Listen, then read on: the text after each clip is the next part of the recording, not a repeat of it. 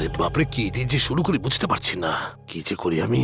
বিআই মশাই, আমি শুনতে পাচ্ছি, কিন্তু আর একবার ডাকতে দে। এবার খান বিআই মশাই। বেআই, বেআই শব্দটা শুনে খুব ভালো লাগছে। আরো দাদা শুনুন না, কি হলো? প্রথমে পীতাম্বরের ছেলের সাথে বিয়ে দেবেন বলে প্রমিস করলেন, তারপর এনাকে মেয়ে দেবেন বলে প্রমিস করছেন। শুধু প্রমিসই করছেন না, অন্যর সাথে বসে একসাথে খাবারও খাচ্ছেন। আপনার লজ্জা করছে না নাকি? কি হলো? কিছু না, কিছু না। চন্দন বলছে যে এমন খাবার খাওয়া তো সৌভাগ্যের ব্যাপার, কি তাই তো রে? হ্যাঁ, ওদেরকে চিকেন দাও। শোন, মেয়ে যাতে ভালো থাকে সেজন্য ভালো বাড়িতে বিয়ে করানোই হচ্ছে বাবার উদ্দেশ্য, বুঝলি? এই অর্ডিনারি বাবার স্বপ্ন, কিন্তু আমি এক্সট্রা অর্ডিনারি বাবা। মেয়েও সুখে থাকবে, আমিও সুখে থাকবো। তাই নিজের মুখ বন্ধ করে এবার খা। কুকুকু। তোমার মুখটা কেন বাংলার 5 হয়ে আছে? কি হয়েছে কি? মেয়ের মুড অফ ও খাবার খাচ্ছে না, এটাই তো? খিদে পেলে চুপচাপ খেয়ে নেবে। তুমি একটু হাসো না শোনা। থামো তো।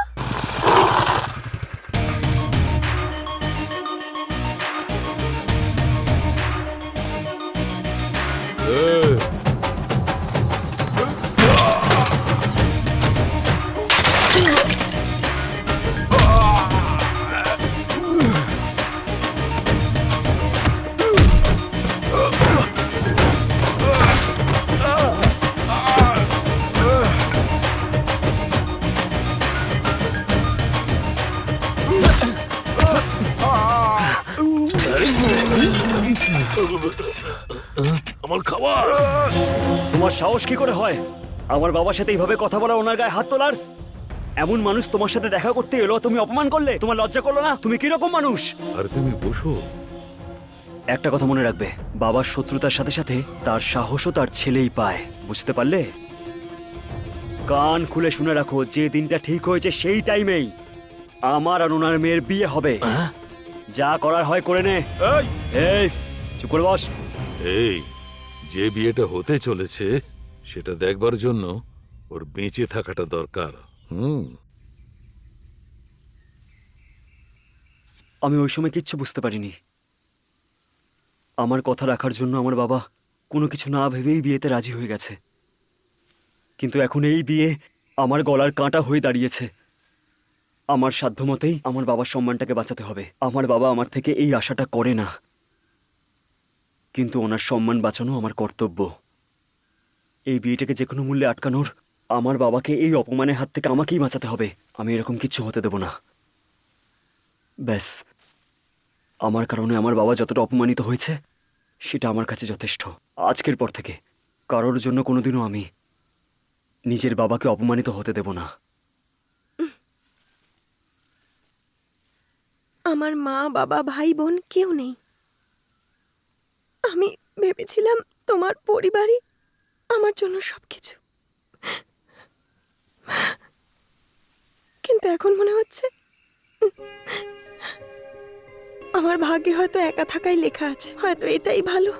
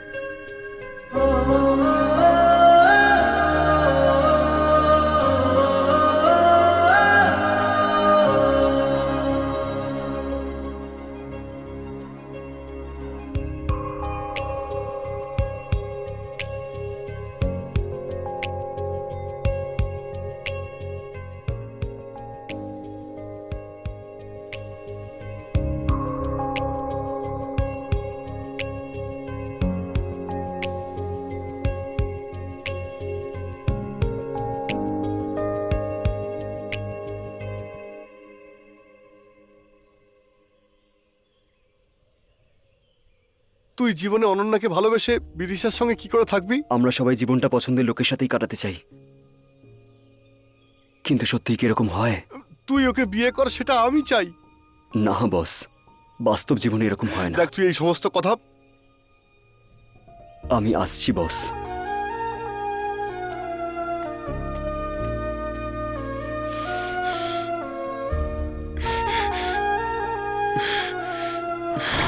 এই, তুই আমায় কতদিন ধরে চিনিস? কয়েকদিন ধরে চিনিস, কিন্তু ওকে আমি 19 বছর ধরে চিনি।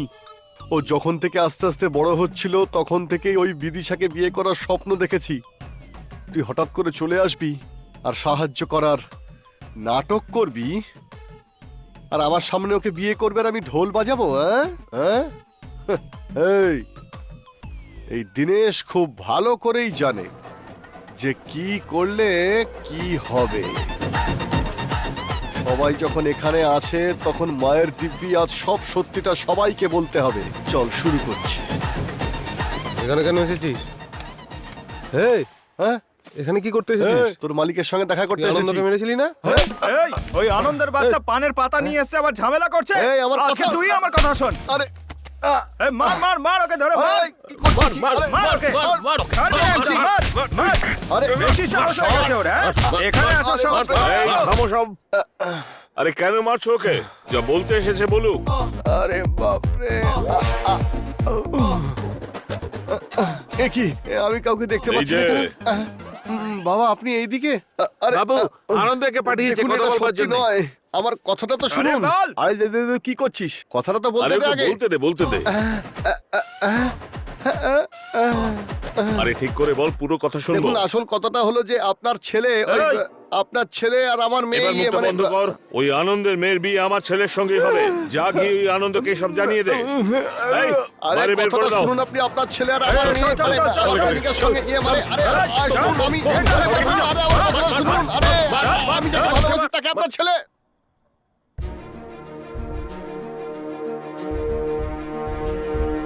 কালকের দিন আমার কাছে বিশেষ দিন। একজন বাবা হিসেবে এর বিয়ে, আর আমার বাবার ছেলে হিসেবে ওনার অপমানের প্রতিশোধ নেবার দিন। যে কোনো অবস্থাতেই এই কাজটা করব, সে আমার যাই হয়ে যাক না কেন, তার জন্য আমি প্রস্তুত পুরোপুরি। যাই হোক না কেন, যা কিছু ঘটুক, এই দুটো কাজ করবই। বোঝা গেছে? শোনো, যদি কোনো অঘটন ঘটে যায় তখন? হতে দাও, আমার হাতে আর কিছু নেই। এটা আমার আত্মসম্মানের প্রশ্ন।